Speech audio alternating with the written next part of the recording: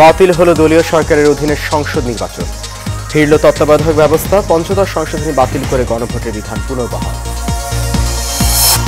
ইভিএমে নয়, ব্যালটে হবে আগামী জাতীয় নির্বাচন, জানালেন প্রধান নির্বাচন কমিশনার। সুষ্ঠু ভোটের জন্য প্রস্তুত কমিশন। গুম খুনের সঙ্গে সরাসরি জড়িত শেখ হাসিনা, জানালেন চিফ প্রসিকিউটর। ওবায়দুল কাদেরের দেশ ত্যাগের ব্যাখ্যা চাইল আন্তর্জাতিক অপরাধ ট্রাইব্যুনাল।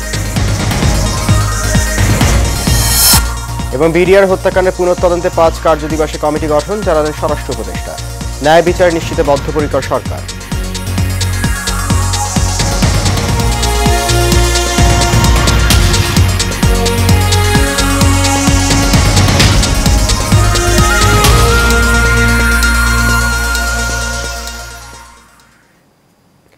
সবাইকে স্বাগত জানাচ্ছি এশিয়ান প্রাইম নিউজে। আপনাদের সাথে আছি আমি সৈয়দ মাহিউজ্জামান মুখর।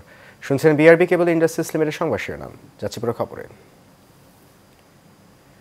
সংবিধানের পঞ্চদশ সংশোধনের অন্যতম অংশ দলীয় সরকারের অধীনে সংসদ নির্বাচন ব্যবস্থা বাতিল করেছেন হাইকোর্ট।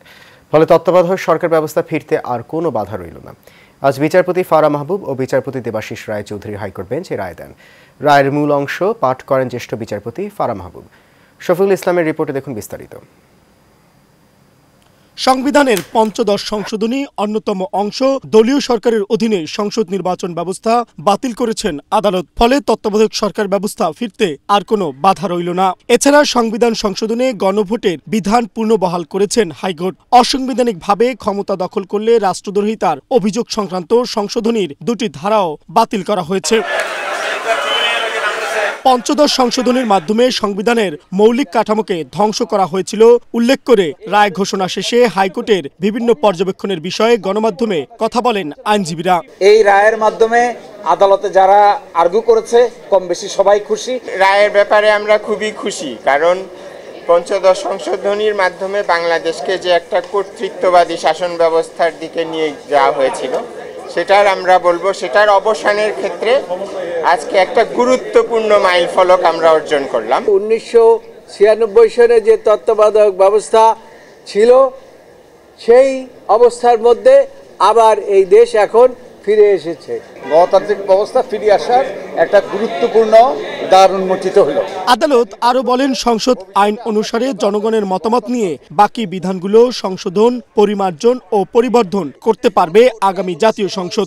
পঞ্চদশ সংশোধনীর মাধ্যমে সংবিধানে যে সমস্ত পরিবর্ধন পরিমার্জন করা হয়েছিল তার কিছু অংশ তিনি রেখে দিয়েছেন, কিছু অংশ বাতিল ঘোষণা করেছেন, আর কিছু জিনিস পরবর্তী সংসদের উপর ছেড়ে দিয়েছেন।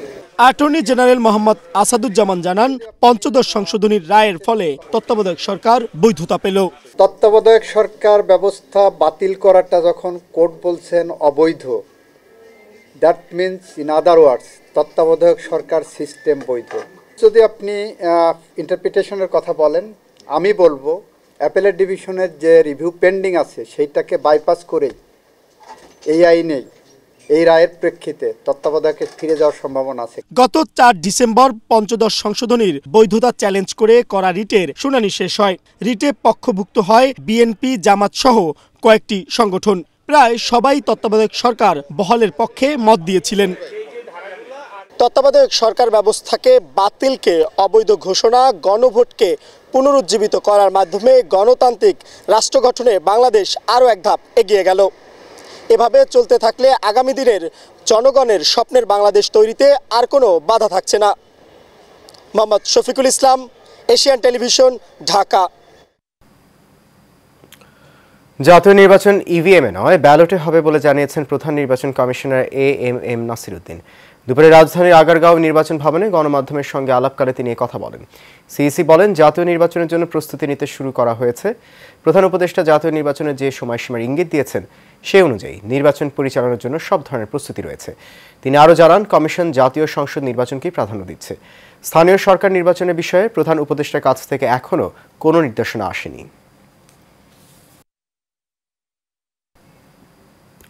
বিগত 16 বছর ধরে গোপন কারাগারে গুম, নির্যাতন, খুনের সঙ্গে শেখ হাসিনা জড়িত।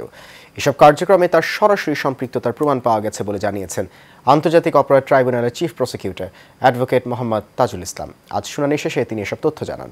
এদিকে আওয়ামী লীগের সাধারণ সম্পাদক ওবায়দুল কাদের কিভাবে দেশ ছাড়লেন, পুলিশের কাছে তার ব্যাখ্যা চেয়েছেন আন্তর্জাতিক অপরাধ ট্রাইব্যুনাল। 2 সপ্তাহের মধ্যে আইজিপিকে ব্যাখ্যা দিতে বলা হয়েছে। মিতুর রিপোর্টে দেখুন বিস্তারিত। জুলাই আগস্ট হত্যা গণহত্যার মামলায় গ্রেফতার সাবেক আইনমন্ত্রী আনিসুল হক, সাবেক প্রধানমন্ত্রীর বেসরকারি শিল্প ও বিনিয়োগ উপদেষ্টা সালমান এফ রহমান, সাবেক প্রতিমন্ত্রী জুনায়েদ আহমেদ পলক সহ মোট 16 জনকে আন্তর্জাতিক অপরাধ ট্রাইব্যুনালে হাজির করা হয়। পরে মানবতা বিরোধী অপরাধের অভিযোগে দায়ের করা 2 মামলায় সাবেক প্রধানমন্ত্রী শেখ হাসিনা, ওবায়দুল কাদের সহ 36 জনের বিরুদ্ধে তদন্ত 2 মাসের মধ্যে শেষ করার নির্দেশ দেয় ট্রাইব্যুনাল। শুনানি শেষে চিফ প্রসিকিউটর তাজুল ইসলাম বলেন, গুমের ঘটনায় সাবেক প্রধানমন্ত্রী শেখ হাসিনার সম্পৃক্ততা পেয়েছে গুম কমিশন।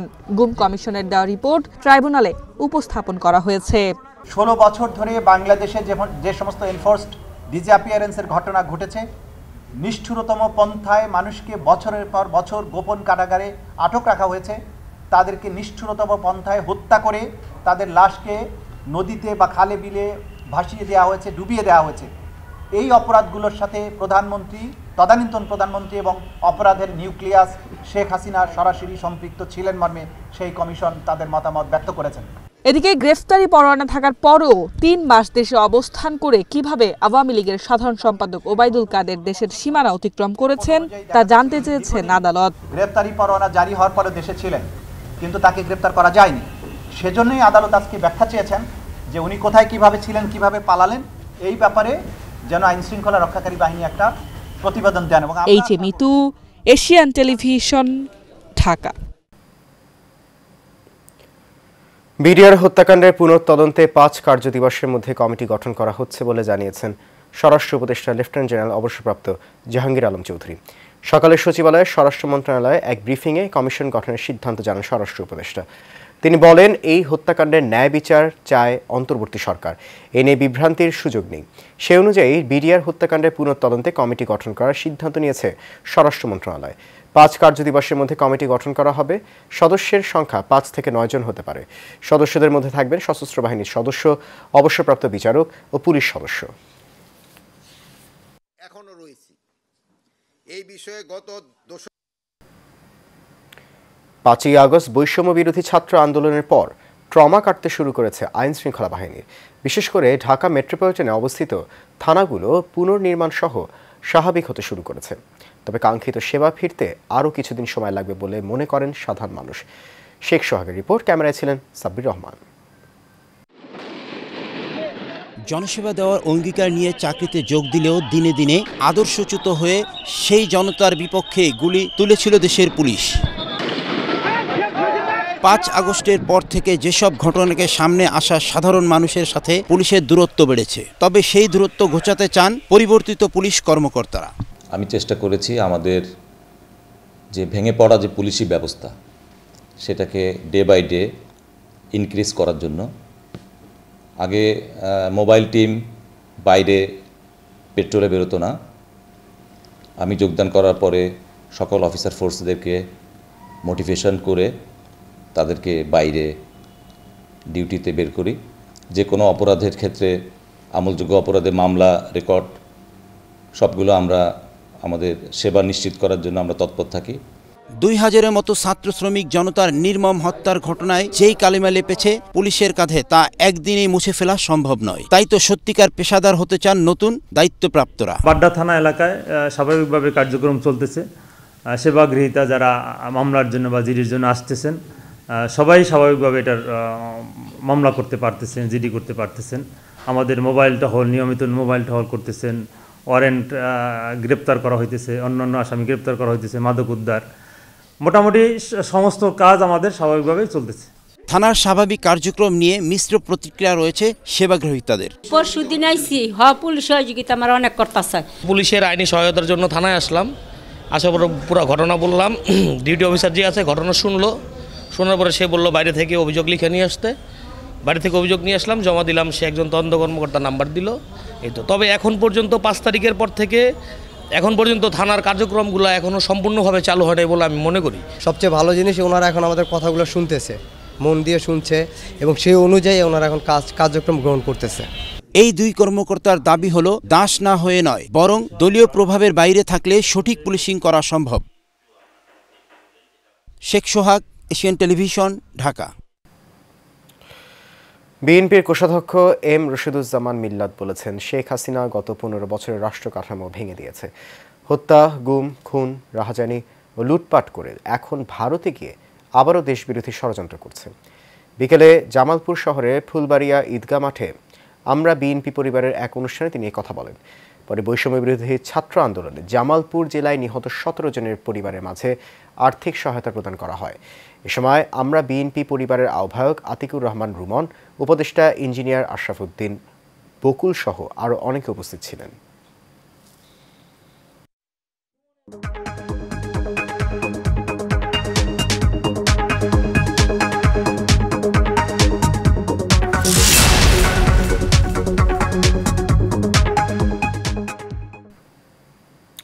এক্সিম ব্যাংক বাণিজ্য সংবাদ। আদালতের আদেশ উপেক্ষা করে নির্বাচনের প্রস্তুতি চলছে রিকন্ডিশন গাড়ি ব্যবসায়ীদের সংগঠন Bangladesh recondition vehicles importers and dealers association বারভিটায়। উচ্চ আদালতের সর্বশেষ নির্দেশনা অনুসারে বারভিটার নির্বাচন স্থগিত করে প্রশাসক নিয়োগের কথা থাকলেও উল্টো পথে হাঁটছে বাণিজ্য মন্ত্রণালয়। গত 1 নভেম্বর রিকন্ডিশন গাড়ি ব্যবসায়ীদের সংগঠন Bangladesh recondition vehicles importers and dealers association বারভিটার বর্তমান নির্বাচন কমিশন বাতিল করে স্বাধীন নিরপেক্ষ কমিশনের অধীনে নির্বাচন চেয়ে হাইকোর্টে রিট আবেদন করেন সংগঠনটির সদস্য মোহাম্মদ দিনুল ইসলাম। এই আবেদনের শুনানি শেষে গেল 9 ডিসেম্বর 7 দিনের মধ্যে বিষয়টি নিষ্পত্তি করার জন্য সংশ্লিষ্টদের আদেশ দেন হাইকোর্টের বিচারপতি মোহাম্মদ আকরাম হোসেন চৌধুরী ও কে এম রাশিদুজ্জামান রাজার দ্বৈত বেঞ্চ। ওই আদেশে তোয়াক্কা না করে আদালতের নির্দেশে কপি পাওয়ার পরেও 23 ডিসেম্বর দুপুর 12:30টায় বিষয়ে শুনানির আয়োজন করেছে বাণিজ্য মন্ত্রণালয়। এ বিষয়ে গণমাধ্যম কর্মীদের স্পষ্ট করেছেন সুপ্রিম কোর্টের অ্যাডভোকেট মোহাম্মদ আমানুল্লাহ।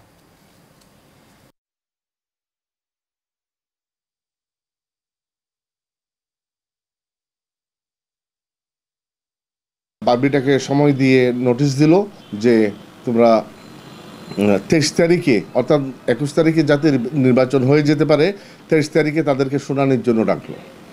তখন আমরা বুঝলাম যে মহামান্য আদালতের রায়কে কিংবা আদেশকে অকার্যকর করার জন্য, মেলাইন করার জন্য, এটাকে ডিসওবে করে ওনারা ইচ্ছাকৃতভাবে তাদের সাথে যোগসাজশমূলকভাবে এরকম একটি নোটিশ দিয়েছেন। মহান বিজয় দিবস উপলক্ষে হামদর্দ ল্যাবরেটরিজ বাংলাদেশের উদ্যোগে ফ্রি মেডিকেল ক্যাম্প অনুষ্ঠিত হয়েছে। এই ক্যাম্পে আগতদের মাঝে বিনামূল্যে চিকিৎসা সংক্রান্ত পরামর্শ এবং ওষুধ বিতরণ করা হয়। অনুষ্ঠানে সভাপতিত্ব করেন হামদর্দ ল্যাবরেটরিজ বাংলাদেশের পরিচালক বিপণন ও বিক্রয় হাকিম সাইফুদ্দিন মুরাদ। অনুষ্ঠানে বক্তারা বলেন, 1971 সালে মুক্তিযুদ্ধের পরে ডক্টর হাকিম মোহাম্মদ ইউসুফ হারুন ভুইয়া 50,000 টাকার পুঁজি এবং 6 গুণ দায় দেনা নিয়ে ধ্বংসপ্রাপ্ত হামদর্দে যাত্রা শুরু করেছিলেন। সেই ধারাবাহিকতা হামদর্দ বাংলাদেশেও মানুষের স্বাস্থ্য ও শিক্ষার অধিকার নিশ্চিত করতে নিরন্তর কাজ করে যাচ্ছে। হামদর্দের কল্যাণে দেশের অসংখ্য মানুষ আজ সেবা ও সহমর্মিতা পাচ্ছে।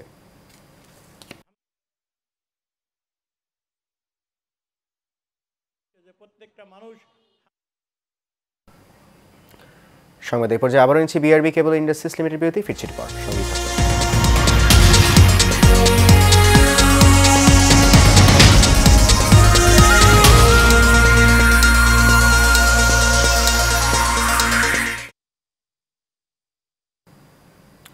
বিশ্ব ফুটবলের সর্বোচ্চ সংস্থা ফিফা তাদের বর্ষসেরা ফুটবলারের নাম ঘোষণা করতে আছে আজ। জমকালো এই আয়োজন অনুষ্ঠিত হবে কাতারের দোহায়, যেখানে ফুটবল বিশ্বের সেরা তারকারা অংশ নেবেন। ফিফা দ্য বেস্ট অ্যাওয়ার্ডের জন্য কয়েক সপ্তাহ আগে সংক্ষিপ্ত তালিকা প্রকাশ করেছিল। পুরুষদের মধ্যে বর্ষসেরা ফুটবলের সংক্ষিপ্ত তালিকায় রয়েছেন 11 জন খেলোয়াড়। এই নিয়ে নভেম্বরের মতো ফিফার বর্ষসেরা লড়াইয়ে জায়গা পেয়েছেন আর্জেন্টাইন তারকা লিওনেল মেসি। সর্বোচ্চ 4 বার এই পুরস্কার জিতেছেন তিনি। তবে এবার মেসির তালিকায় থাকা নিয়ে বিতর্ক হয়েছে। এছাড়াও একই দিন ঘোষণা করা হবে নারী বর্ষসেরা ফুটবলারের নামও। তালিকায় রয়েছেন 16 জন।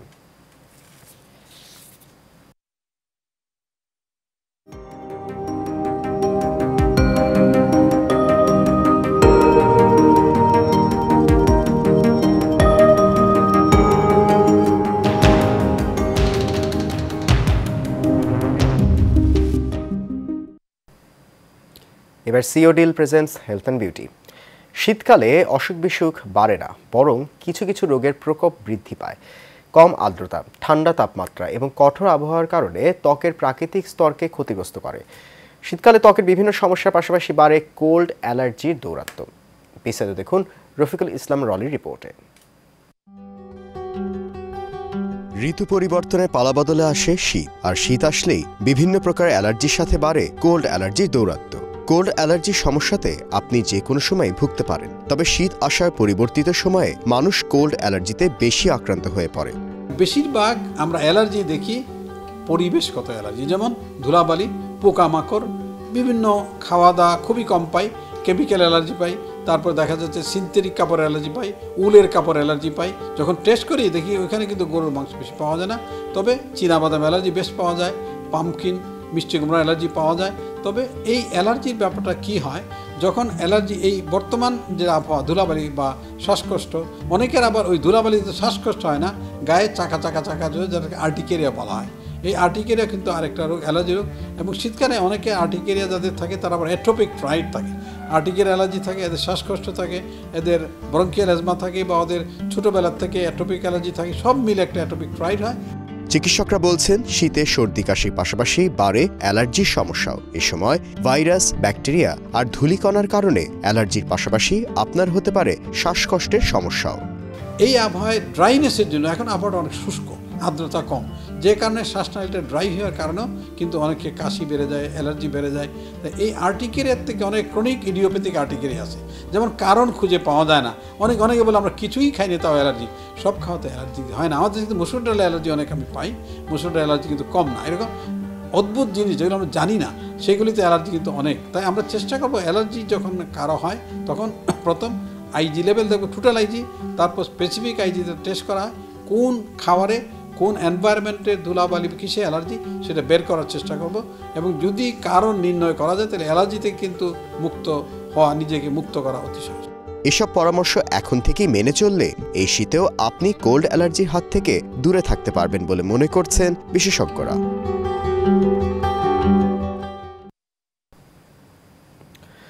শেষ খবর এশিয়ান প্রাইম নিউজ। তার আগে বিআরবি কেবল ইন্ডাস্ট্রিজ লিমিটেড সংবাদ শিরোনামগুলো জানিয়ে দিচ্ছি আরও একবার।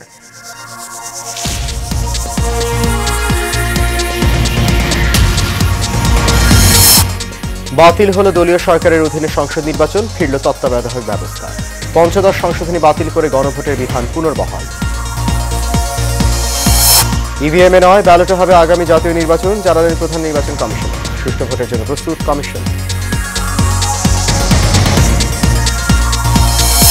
গুম খুনের সঙ্গে সরাসরি জড়িত শেখ হাসিনা, জানালেন চিফ প্রসিকিউটর। ওবায়দুল কাদেরের দেশ ত্যাগের ব্যাখ্যা চাইল আন্তর্জাতিক অপরাধ ট্রাইব্যুনাল। এবং বিডিআর হত্যাকাণ্ডে পুনঃতদন্তে 5 কার্যদিবসে কমিটি গঠন, জানালেন স্বরাষ্ট্র উপদেষ্টা। ন্যায় বিচার নিশ্চিতে বদ্ধপরিকর সরকার।